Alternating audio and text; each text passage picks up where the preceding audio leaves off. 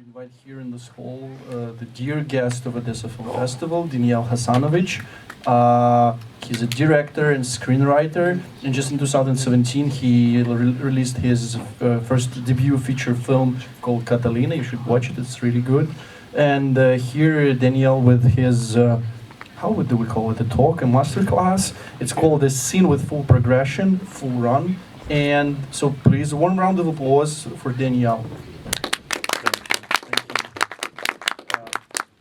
You need to be closer to the microphone. Yeah, thank you for this introduction. This is this talk, or I don't like to call it lecture because it sounds like too official and ex cathedra, which I avoid to do. So I prefer to call it talk. This sort of talk I usually have with the students in Warsaw, in Vodafone School, and also in Amsterdam, in the Netherlands Film Academy, where I teach as well. And the focus of this conversation is to try to understand what are the tools on the level of screenwriting, as well on the level of directing, and building up the narrative in the frame of one single scene. And we are going to focus. Are you going to translate? No. They have okay. translation, so simultaneously. And we are going to focus on the scenes that we call scenes with the full progression or full run, which are, let me say like this. Usually they say that. I have one question before I start. Who among you are filmmakers? 1, 2. There are 2 filmmakers, 3, 4, 5. Okay, 5 filmmakers. Okay. 6 maybe. Good. So you know what you already know all of this, but maybe it could be useful to refresh it a little bit. And for other people who are not with the background in filmmaking, I hope it's going to be useful and maybe it will help you to start to think about films and filmmaking in a little bit different way. Let's go from the kitchen side.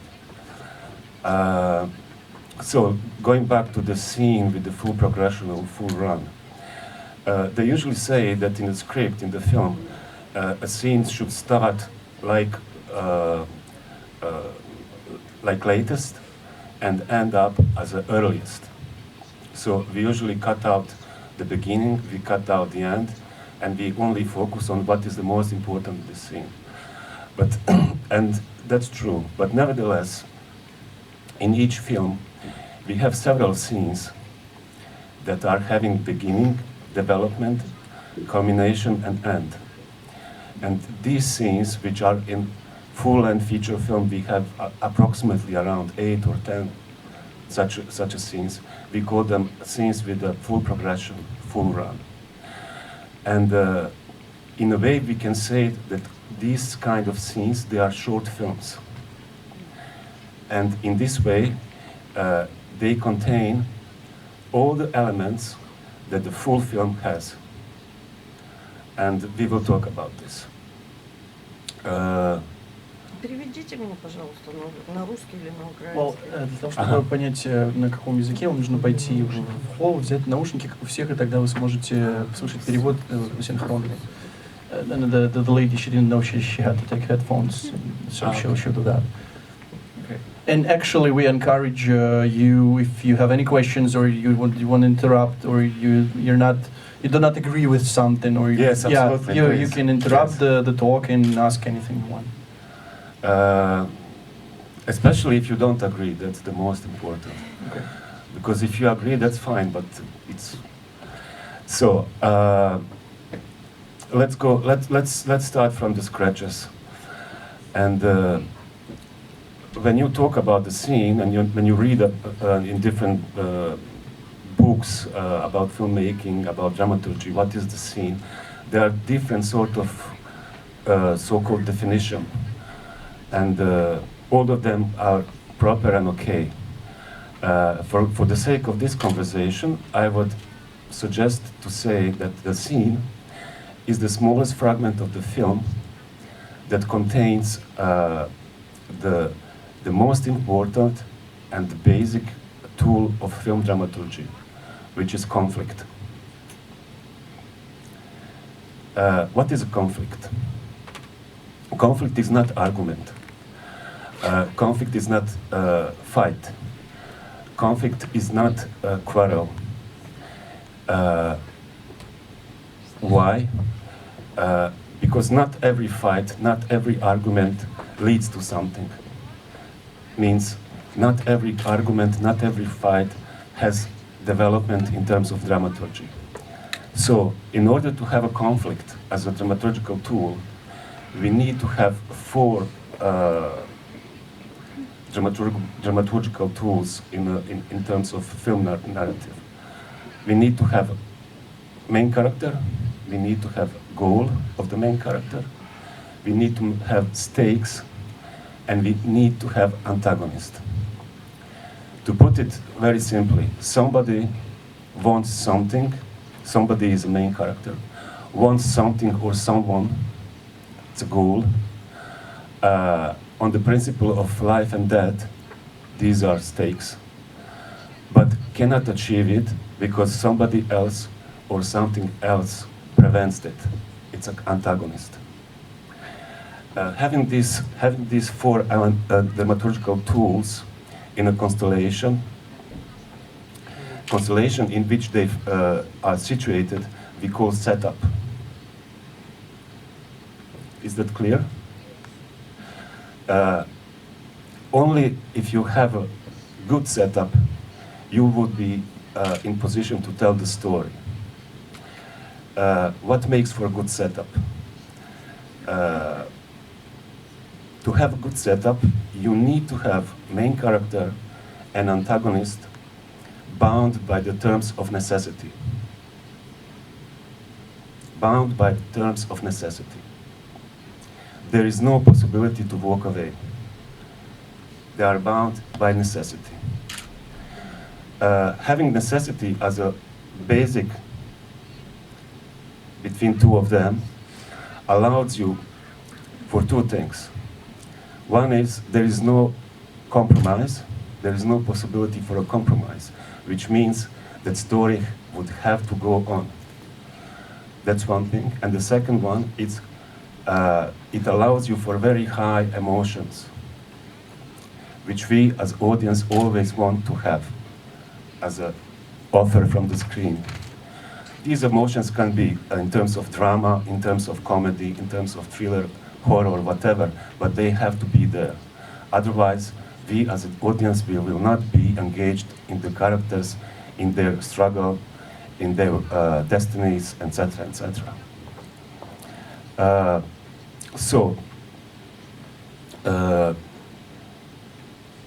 To repeat, in order to be in position to tell the story, you need to have a good setup. You need to have a good setup. In the scenes with the full progression, these scenes contain not only these aforementioned dramaturgical tools, which I talked about, but they also have three additional tools that not every other scene has to have. These tools are change, POV, and the theme. Change is a significant transition in character and plot, or in character, or only in plot, which allows you to push forward development of the character, push forward development of the plot, and what is very important, the push forward development of the theme. Next thing, it's a POV. It means through whom you are telling your story, through whom. Or to put it differently, with whom the audience is during the story. Audience has to feel connected with somebody. It can be more than one person, but it has to feel connected in terms of POV in order to follow your story, to feel your story, and to grow, to go through it. And the third element, third tool, is a theme. To put it very simply, what is your film about? If you are able to name the theme of your story, of your film, in one very simple single sentence, which contains conflict, then you are clear that you know what you are talking about. If you are not able to do that in one single sentence, if you need to support yourself with another sentence and the third one and the fourth one, that means that you are not there yet. That you are looking, that you are still looking for the theme of your story, of your film. But that's fine, because it's a process. Step by step, you arrive at the point when you are completely clear with yourself what you are talking about and what you want to share with us as an audience in terms of your film. So to summarize, what is the scene, what is the purpose of the scene with full progression, with full run? It's to push forward development of the main character, to push forward development of the antagonist, to push forward development of the plot storyline, and to push forward development of the theme. All these four elements need to be under development all the time, constantly during each scene with full progression. Going back about on the issue of a change, what I said, that the scene of it full progression needs to have a change. What it means? It means that the main character, usually the main character, but it could be antagonist as well, some of them has to cross the line in the way how they behave comparing to their previous behavior. When they cross the line, they are in dangerous territory, new territory, in which they have to make new decisions, new choices, either this way or that way. And that makes them to go through a small change, which allows for the next scene, and the next scene, and the next scene. In very simple way, that is how it works in terms of story building. Of course, talking about conflict as a basic tool of film dramaturgy, we know that there are, at least, to put it very simple, we can say there are two types of conflict. One is open conflict, when everything is on the surface, and there we have also hidden conflict, but when everything is under the carpet, so to say. But nevertheless, we as the audience are able to understand, to grasp, and to go after that. That's something that engages us to feel and to experience the story on multi-level in terms of narrative. Do you have any questions for this short intro?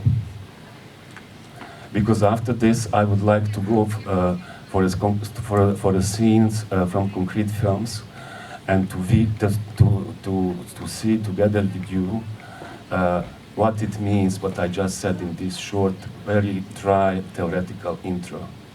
Yes, please. Постановка конфликта. Скажите, пожалуйста, постановка конфликта с чего начинается? Это может быть с разных частей, там, допустим, с мизансцены, либо с антагониста, либо с протагониста, либо есть какой-то алгоритм, либо его нет, либо каждый раз по-разному. Yeah. There is no mathematical formula. If you are talking about the beginning of the, when you start to look for your story, it's that what your question is about, and when you are just in the beginning for looking at what your story could be. Is that your question? Yeah. At this point in the process, because it's a process, at this point you have to forget about rules. You have to forget about everything what I just said. You have to forget about everything what is written in the books. And you have to follow your inner intuition in terms of emotions, in terms of what drives you towards the story. It could be character, it could be antagonist, it could be some very specific situation. It could be an image, whatever. But you have to follow what is inside of you, what is in this image, what is in this character that moves you, that makes you feel uncomfortable, that makes you feel unhappy, that makes you feel laugh, that makes you feel scared or whatever, different kind of emotions, and then you follow it. Then you follow it. And if you are able to follow this inner emotions that you have inside of you, after a very short time, you will grasp this line and you will go after this line. So in terms of writing, it's very tricky process because you have to be strong enough not to block yourself, not to be ashamed of yourself, not to be not to restrict yourself. Just open yourself and go. And once you grasp this line, this thread, or whatever it is, moment, situation, dialogue, part of dialogue, whatever, then go after it.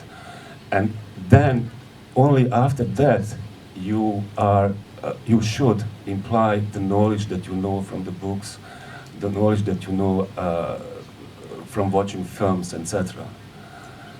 So, to put it very shortly, there is no rule. Up to the moment you grasp it. Once you grasp it, then you can have your clear gaze on what you have in terms of main character, antagonist, what they want, what is the bond with them, between two of them, and then you can work on it in terms of dramaturgy. So it sounds a little bit like voodoo, but it's not. It is not, I know. Yeah, any other questions? Okay. Yes. It's a very small question, and it's more like a clarification, just Yeah. to make sure if I understand. So when you talk about the scene with full progression, like basically this definition of a scene, is it like also supposed to have this unity of time and space? And does every scene supposed to have a conflict inside, or is it only specifically speaking of a scene with full progression? Because I didn't know this term before. Okay. Every scene needs to have a conflict. Every scene, every single scene needs to have a conflict. Without conflict, you are not in position to progress your story. You need to have a conflict. Of course, conflict can have very different, very various. Conflict can appear in very, very different ways.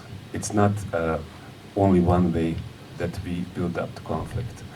Conflict sometimes in some short scenes can be, you can find it in the camera movement, for example, or you can find it in the way how the frame is lighted, etc., etc. But there always have to be a conflict. Otherwise, your story is static and becomes repetitive. So I as a viewer, I'm watching and I'm thinking to myself, okay, but I know this already. I want to go further, and then story dies. So you need to have conflict. And what was another one? I guess that was it. So yeah, so it's basically. So it's basically that every scene is just like supposed to give some new information. Absolutely. And that what we can call a conflict. Yeah. Yeah, kind of.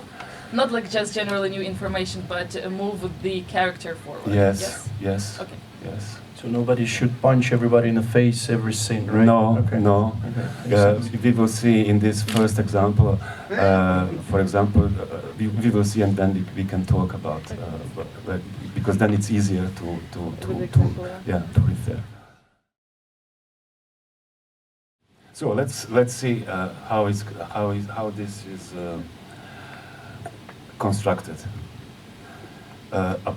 Obviously, the main character is a young man.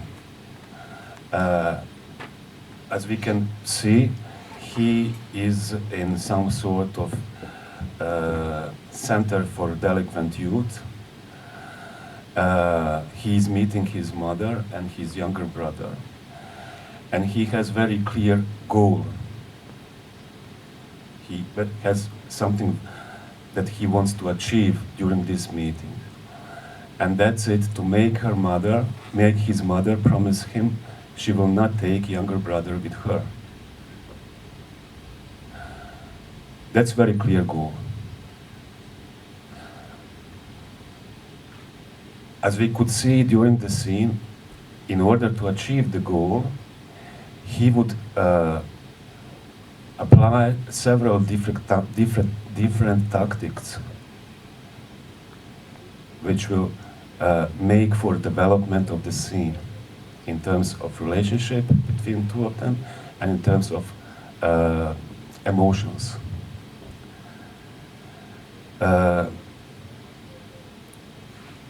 Who is preventing him to achieve his goal? Or, so to say, who is his antagonist? Mother. It's a mother.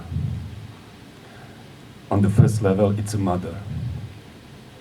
On another level, it's a place, this sort of prison, which restricts him. He is not able to act. Because if he would be free, he would simply take his brother and there is no problem. But because he is in prison, he cannot do anything. So he has these two antagonists who work against him. And also on the third level, as we could see on the scene, we will watch the scene again so you will see all of this what I'm telling now. On the third level, he himself is antagonist as well.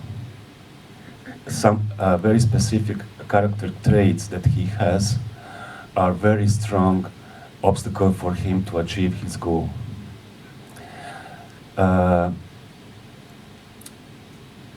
So we said who is main character, we said who is antagonist. What is at stake? At stake is very clear as well. It's the future of his younger brother. Why? Because main character, the young man, he is aware of mistakes that he has done previously in his life that led him to end up in the prison. So he doesn't want the same to happen to his younger brother. So at stake is the future of his younger brother. It's very clear. Is this understandable? Yeah. And what was this?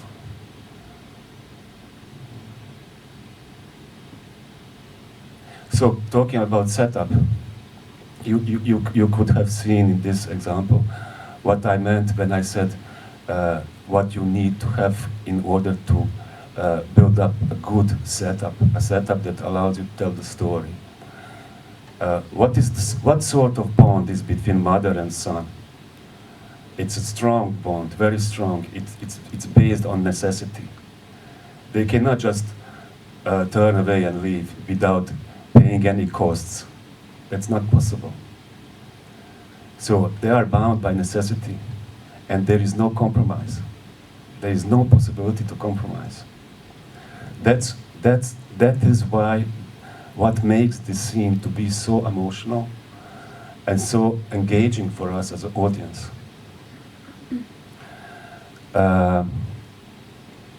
Okay, and this is on the level of the writing, of the level of the script. And now, I forgot to say about the change. It's very clear what sort of change each of them goes through this scene.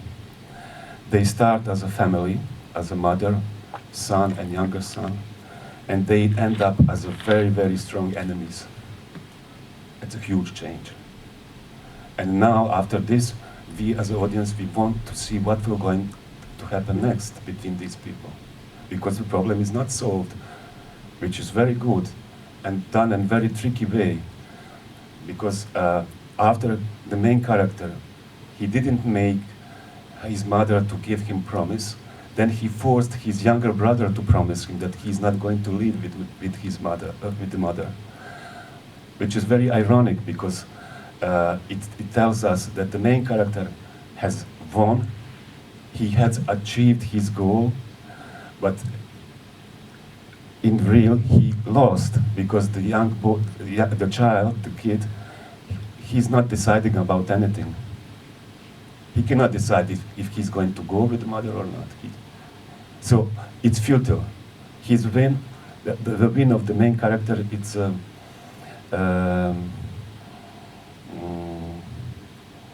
there is no win simply, which is very, very nicely built during this scene. So this is on the level of writing. In terms of directing, you could have seen all the tools that were implied from directorial side that will deliver this sort of conflict, this sort of setup, and this sort of development in the right, precise way. Camera positions are very simple. There are only 4 of them. We are focused on the characters. Lighting is diffused, which makes for a world to look and to come across as very rough, very tough, very unpleasant. It means it's an obstacle for the main character. This world is an obstacle for him. The art design, the set design, is also very rough, tough, which is also an obstacle for the main character. And what is very interesting, sound as well. Sound is very unpleasant. It's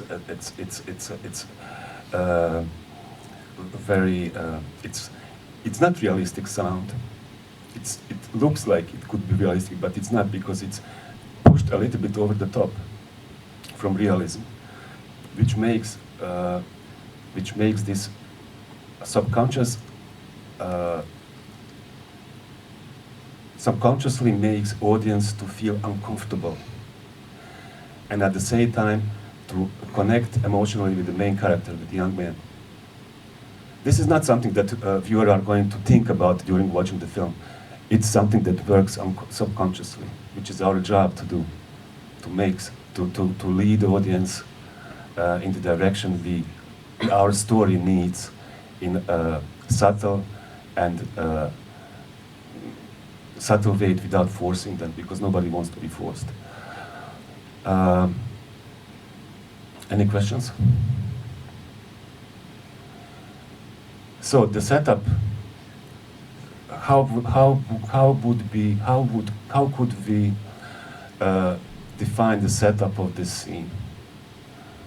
It could be something like this: a young delinquent wants to stop his mother from taking his younger brother with her abroad, because he knows that if this happens, the younger brother will end up the same place as him.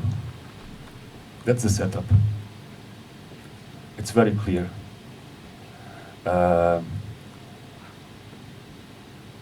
And once you have a clear setup, it helps you to go with the story, to follow the character. This is what I said when trying to answer to your question. When you grasp this something, whatever it is, in this case, when you grasp the main character, that it's a young guy who wants to stop, who wants to save his brother, then you go. Then you follow this emotion. Then you became him, and you build up your story. And of course, then you can imply all the knowledge about dramaturgy, directing, etc. While working on it.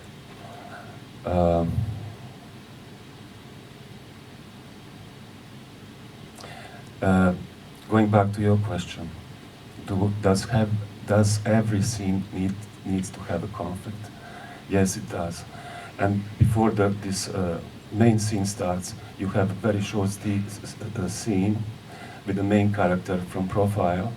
He's kind of standing there we see that he's visibly tense, but nothing happens. But a lot of happens in this shot. Why? It's not only about the main character, which is important as well, of course. It's not about his emotional state in this very short shot. But we watched again, and you can put your attention on sound, what sound does. Because sound creates conflict in this very short scene here. Sound and camera position, because he's from profile, and we don't see his eyes. So we don't know what he is up to. It builds up conflict and tension, which then moves to the main scene. This conflict and tension moves to the main scene when he enters the room. I think so. So we want to watch it again, right? Yeah, let's see it again. And now you can follow in terms of now you can follow the scene on an analytical level. It would be. What film it is? It's a Romanian film called "If I Want to Whistle, I Whistle." It's very good. And what is this? What is the sense and meaning of this wide shot? It's a family. This is what is at stake. A brother, but also a family. This was the first part of his tactics, how to achieve his goal.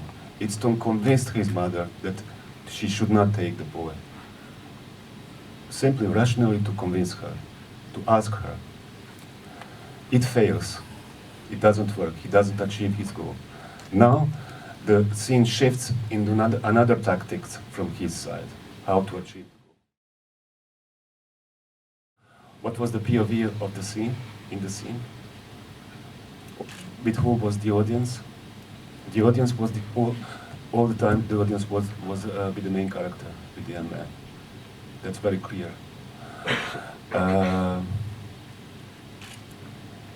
What kind of conflict do we have here? It's open conflict. They say what they think and what they feel. It's open. It's not hidden, except in the very beginning when they just meet. And they don't know how to start to talk, conversation, other and the son. But then they talk openly. They address each other, what each of them want from another person. It's open. It's very clearly open conflict. And actually, it was really interesting what you said about the sound, because yes, when we start seeing the scene, we're overhearing like some voices, somebody walking, something like that. Like there is a full room of people, and then when he starts to shout, it's all gone. Like everybody listens to what happens, and like what do they talk, what do they shout about? This is really interesting. So that's of course when we watch the film as an audience, we don't think about this because it's not obvious. It works on subconscious level, as you just said, because suddenly we became quiet. The same way there are people in the room, we became quiet and we watch this young man what he's doing with his mother. So it's very it's very smart. What was done in terms of directing and writing in the scene. What is all this about? What are they doing during this scene? Yes. Якщо ви хочете щось сказати, то піднімайте руку, так вам зараз дадуть мікрофон. Okay, I'm not sure what exactly is like the movie about. I haven't seen it, but like in this scene, and I can't also tell exactly about the content that much, but I have a feeling that this is like a bit of a game of power, because this is the feeling that I got, and like especially in the beginning when the guy was trying to get to the professor, I assume. So like it felt like the professor has the power because he wasn't open, but then at some point there was the shift of the power, and and he took over. Yes. That this is what I got from this scene. Yeah. So they talk about very not important things like shaving your browse or not like in cars. It means, but we watch it. We watch it, we are not bored.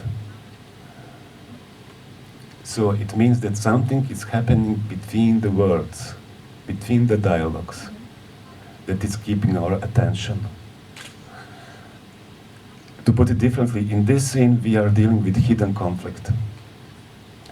They are talking about blah blah, but what we see, what is going on, it's how this young boy is seducing his teacher, who is resisting in the beginning because he doesn't want to cross the line between teacher and student. He wants to keep official. But the boy continues by asking questions until the certain moment, as you said, it breaks and teacher opens to himself, to the students, start to tell about his fears, about his experiences, etc., etc., etc. And to put it very simple, they start as a teacher and student. They start the scene as a teacher and student, and they end up the scene as a potential lovers. It's a huge change. It's a huge change in the scene. And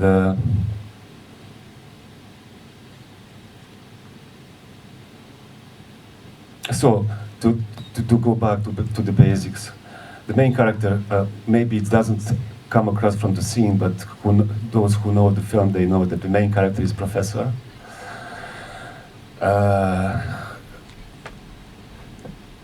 The antagonist is a student.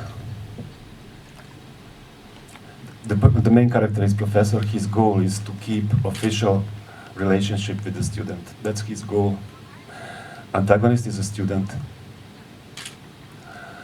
What is at stake? For Professor? For example, for Professor, what is at stake? His His reputation. career, Любовь, reputation. отношения. Yeah. Репутация. And what is at stake for both of them? We have to not to forget that, as we could see, the story is settled in 50s in United States, which was very tough regarding homosexuality. So there are quite high stakes going on in this scene. I think this is the 60s, I'm sorry. Or 60s. Yeah, because the Yeah. masculine, they didn't have in the 50s, I guess. Okay. A single man, by Tom Ford, so yeah. But it was not yet comfortable. Yeah, sure. What is very interesting about this scene that it's much more complex than the previous one we saw. It's much more complex because it deals with much more advanced tools in terms of storytelling, dramaturgy. In terms of camera movements, it's quite simple. Mostly it deals with double takes. Only in very important moments, which are sort of accents, we have single takes. But in this case, in this scene, we have music, which we didn't have in the previous one, which has very, very important dramaturgical function here. And also, we have very cleverly used makeup and the lighting in the scene as the relationship between two of them develops during the scene. You will see it when you watch it again. Any questions about this scene? Not really a question, but as far as I Yeah, remember. you need to take a microphone so we record the sound. Yeah, I'm just curious if I would guess it when I watch it again, was that music changes exactly, or music starts exactly at the moment, because it was in the beginning, as far as I remember. It was not in the beginning. It starts at the moment where there's like this switch of power and like where he we can opens see it. up. We can Yeah. see it. We can see it. What else? POV, with whom the audience are in the scene. With whom? What would you say? The professor. In some important crucial moments, which are called turning points, we are with professor. But most of the time, they are quite equal in the scene. They are quite equal. What it gives, this sort of decision to have equal treatment of the characters in the frame, in terms of directing, mise en scène, etc. What it gives an additional task for the audience, because audience they have themselves to decide what is important and what is not. In the previous scene, director has decided for the audience by cutting. It was very clear and precise cutting in order to lead audience from one moment to another moment. In this film, director was very, very humble with cutting. He uses double shots. So it means that when I'm watching, I have to go from one character to another to find out what's going on, what is important, what is less important. So I have to work as a viewer. I have to work. I cannot just sit and watch.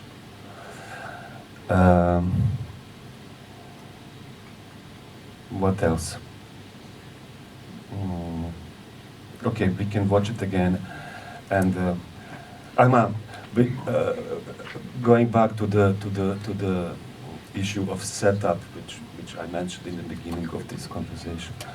What is the setup of this scene? The setup is very clear. As we said, it's a professor who wants to keep his official relationship with the student, meets a student who wants to break the wall of the privacy.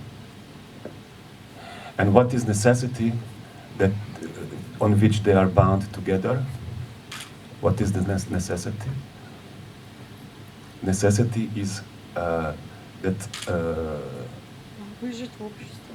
Proszę? Yes? Выжить в обществе. Survive in a society, there is a... Ну, you said. правильно. I think that they just in the university, so I mean, he studies another one. But that's not enough for us to be interested to watch.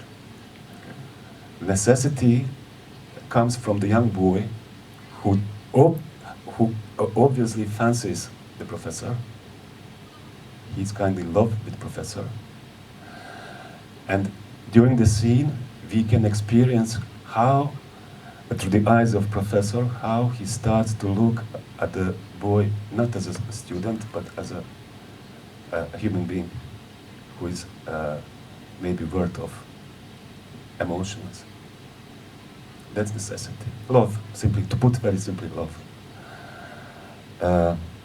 Is this understandable? It's very simple.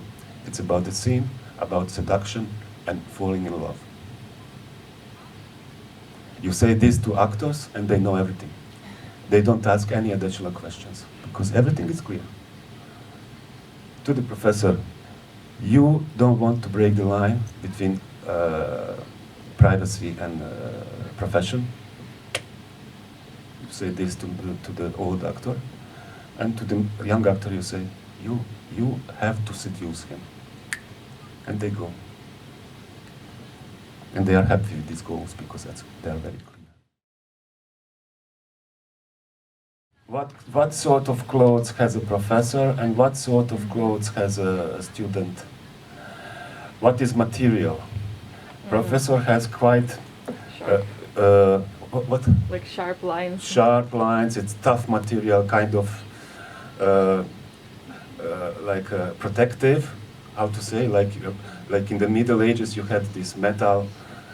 How do you say? Armor. Yeah. That's how he's built up as a character. And the boy, he has this very soft sweater, very soft. And of course, Tom Ford, being a designer, fashion designer, he thought about that. Yeah, of Yeah, course. he paid absolutely. attention So to of that. course, all this is very consciously decided. So of course, when we watch the film, we don't think about what is the clothes of one character and what is the clothes, but we got it subconsciously. Everything works subconsciously on us. You see, the student has achieved his goal, which was to open up the professor. And professor has opened up himself. He's talking about his experiences with the drugs, etc., which is, he's not in the position of professor anymore. He's private now. But this is not the end, because this is not the end goal of the student in this scene. Take attention on how the boy is lit, what kind of lighting is on his face. It's very soft. It's very romantic. It's very kind of not from this world. Watching you. How the professor is lit. We see the texture of the skin. It's kind of real. It's not a product of any imagination. If we would go back again on the beginning of the scene, you would see that in the beginning of the scene they are lit in the same way. But during the scene, as a relationship changes, the boy becomes lit with more soft light, with more diffused light. It works on and this, among other decisions, directorial decisions, makes audience to feel, to be in the place of, to connect emotionally with the professor, because the way how professor sees the boy changes. You let us ramble on, and then you straighten us out. You never really tell us everything you know about something. Now the light becomes warmer, even warmer. And his lips are going to be more reddish, and you will see this. Well, maybe that's true. Up to a point. It's not that I want to be cagey. It's just that I can't really discuss things completely openly at school. Somebody would misunderstand. Tried that today. Didn't really work out.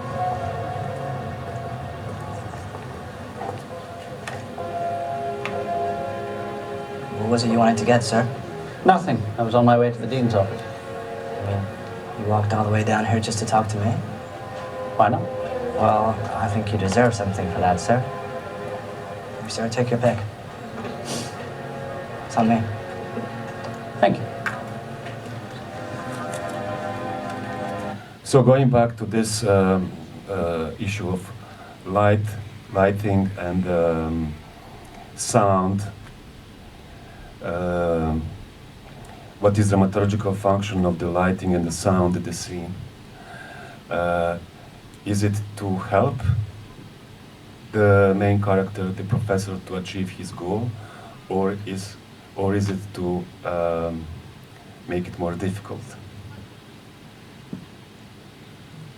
For the professor? For the professor. Probably makes it more difficult for him. More difficult. So the dramaturgical function of the lighting and the sound, including music, it's antagonist. It's an obstacle. It makes more difficult for him to keep his professional relationship with the boy. So all these decisions that the director had to make are in order to engage audience and to lead audience through the story in subtle way, so audience is grasped by emotions and not forced or imposed to go this way and not another way. All these decisions are very consciously and very consequently implied. by Tom Ford. Thought you'd probably pick blue. Why blue? Isn't blue supposed to be spiritual? What makes you think I'm spiritual? And you, red? What does red stand for?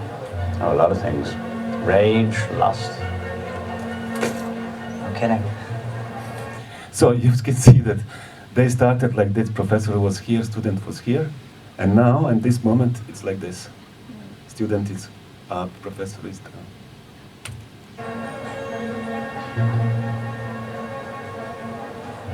Well, sir, I guess I'll see you around.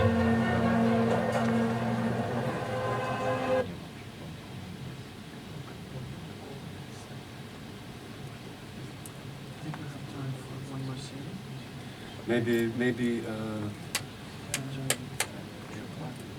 yeah, okay.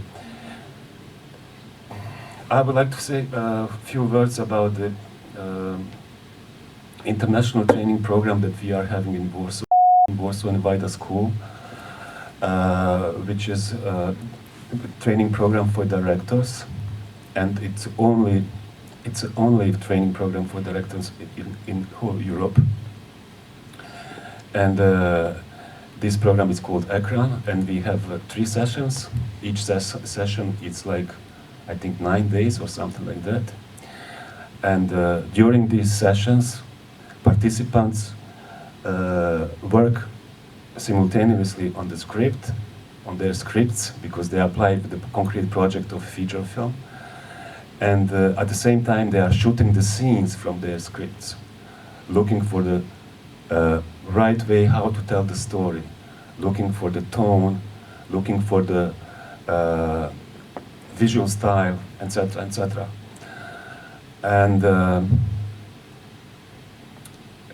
of course, the scenes that they are shooting during this training program are scenes with full run, full progression.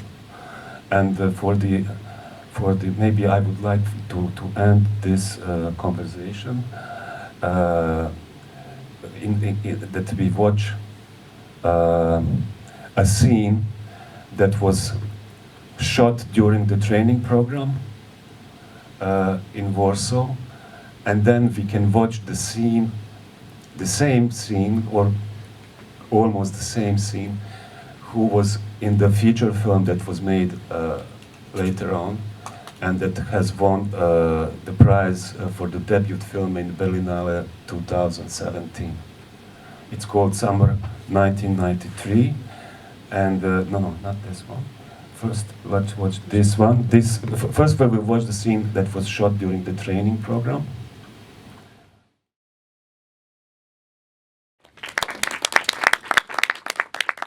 Guys, we ran out of time, I'm sorry. So this warm round of applause for Denijal Hasanovic, the you. filmmaker, director, and screenwriter. Thank you. Thank you very much.